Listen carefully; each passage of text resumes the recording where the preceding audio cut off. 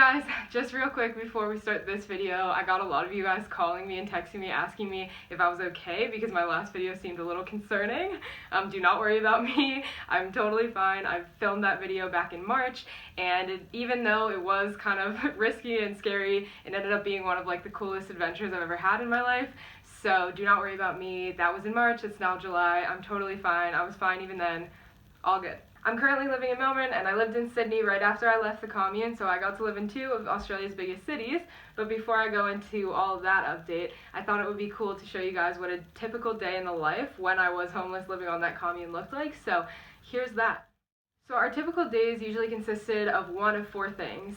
First, a lazy day where we just never left the Commune. Second, a fun day where we would go rock climbing or hiking.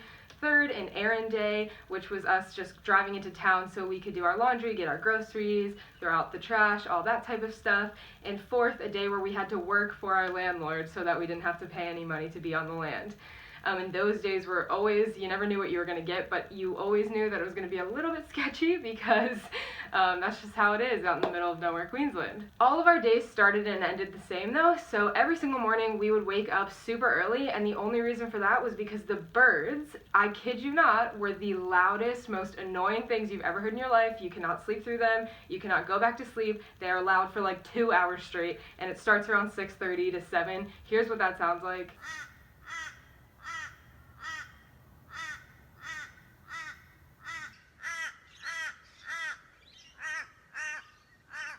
Okay, so tell me that's not the most annoying thing you've ever heard in your entire life, because it is. And it wakes you up at 6:30 when you don't really want to be up and keeps you up all morning. Then we would usually have an hour or 2 where we would all just have some chill time, relax, not do much. I would usually sit in my tent and like scroll through my phone or do something like that. And then we'd all have breakfast together usually.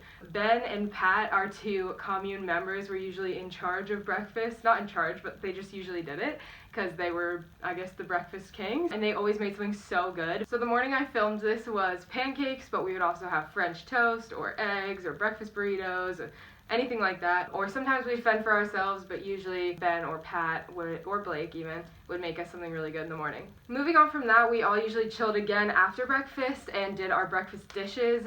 Dishes were like a constant battle here because we didn't have that many dishes to begin with, so we had to do dishes like every single meal, and it wasn't fun or easy to do dishes out there. So as you can see, it's like in a big bucket of kind of gross water, and anyway. So if it was one of our lazy days on the Commune, we would all chill out after breakfast. I usually would go back to my tent and try to do some video editing. This video is when I was trying to edit our road trip video, so that's what I was doing then. And just try to do something creative because this was kind of like the trouble of living on the Commune, was that we didn't have very many work or creative outlets. So I was trying to make one for myself by getting into video editing and making. So that's what I usually did in the morning, and then I'd have a morning snack. Here is a plum. There was a really good fresh market, and we were getting like some really amazing cheap fruits and veggies. So the plums, I had never really had a plum, and now I really like them. Anyway, just a random fact about that month. Moving on from then, we'd have lunch. Lunch was fend for yourself time, so we never made like a group lunch together. You could have anything really under the sun. Usually it was just whatever we found in our giant suitcase of veggies that you can see. Lunchtime, baby. My beautiful creation. Get the ketchup in there. Ooh. Get the barbecue on top. That's a feast. It's lunchtime. A cookie. Maybe 2 since they're probably pretty stale. Nutritious lunch here on the Commune. Hear the crunch. Oh! After lunch, we'd do lunch dishes unless there weren't enough dishes to do, and then we would just chill again. In the afternoon, I would watch some TV on my iPad, and I used a lot of data out there, let me tell you. I was going through so many gigabytes of data. I had to, like, my month plan was the highest you could get with the company I had, and I had to rebuy the month plan like 3 times in 1 month, so that's how much we were using. Anyway, I'd watch a show.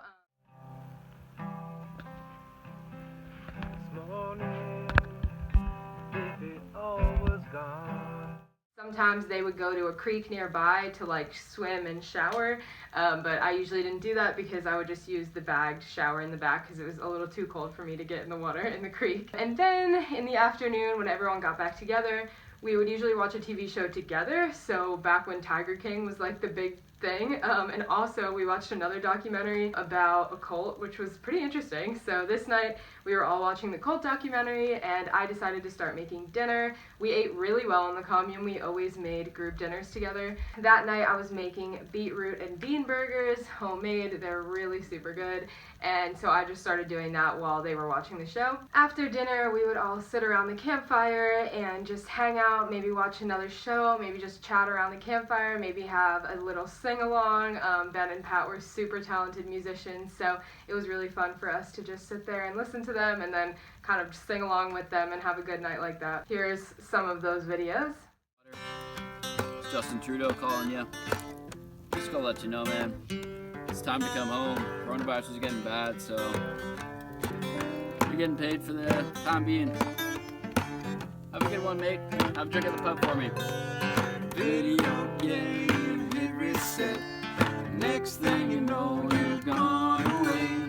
Leave it behind and start anew. Hello, Australia, I'm here for you.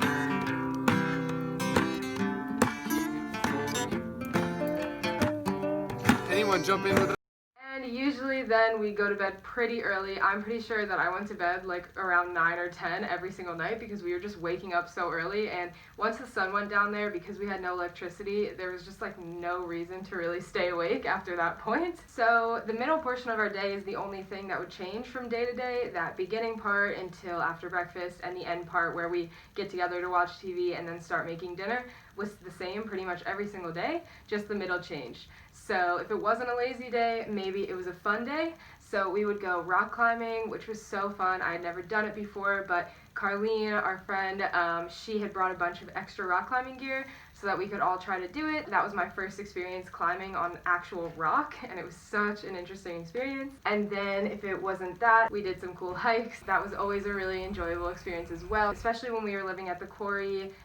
We were living in the Glass House Mountains, so it was extra beautiful walking around there. Otherwise, there wasn't much else we could do because we were quarantined and we had no money, so it was all outdoor activities, and it wasn't super common for us to do a day like this, but when we did, it was always really fun. Next up, we had our errand days. Errand days I always made sure I went on because I think it was just saving a bit of my sanity to go into town and like see other people and go to a grocery store and just hang out a bit there, so that always helped me a lot to do something like that. And our routine every time was to go to the laundromat, put all of our laundry in, go to the closest grocery store, buy our week's worth of food for the commune, go to the liquor store and buy some wine, and then go to the trash dump out all of our trash. It wasn't really a dump, it was just two big like garbage cans.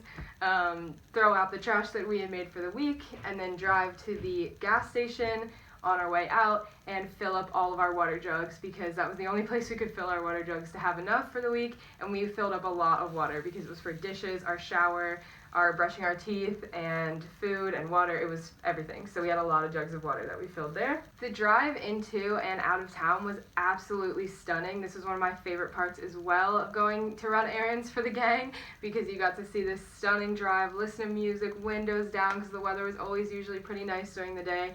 And as you can see, it was just absolutely incredible with the mountains on either side of us. That really helped me hold on to my sanity, was driving in and out of town, seeing all those beautiful mountains, and then getting to see some other people and go to a grocery store to feel a little bit normal again. Finally, the last type of day that we sometimes had was working for our landlord, which, when I say it was an experience, it was an experience.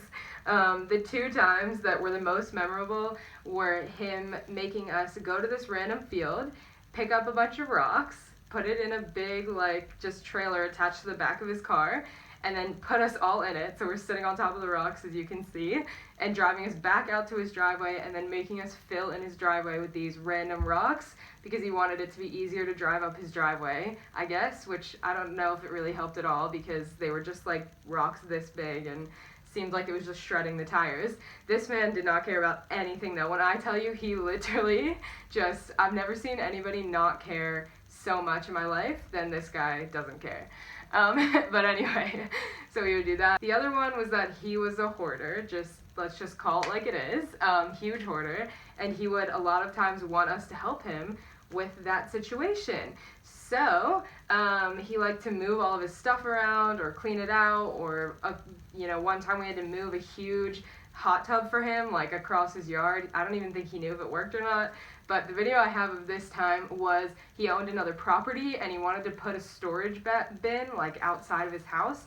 When I say bin, I mean a giant metal shed, and he asked us to move it for him, like literally just our hands. It was probably one of the most dangerous things I've ever done.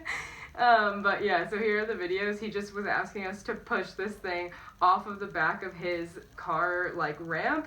And anyway, it was definitely, one of us could have gotten our entire foot chopped off, but in the end we did get it off the ramp, and it was a success. But yeah, I was definitely on the sidelines just taking videos, so I was a little scared of it. Living on the commune was type 2 fun for sure. If you don't know what that is, it's when in the moment you're not having any fun, and then as soon as you leave, you're like, wow, that was really fun. That's like the only way I can describe doing it. I learned more about myself and about how I want to live than I have ever in my entire life, so I attribute a lot of growth to that period of time. But when I tell you that some of those days were a struggle, they were a struggle.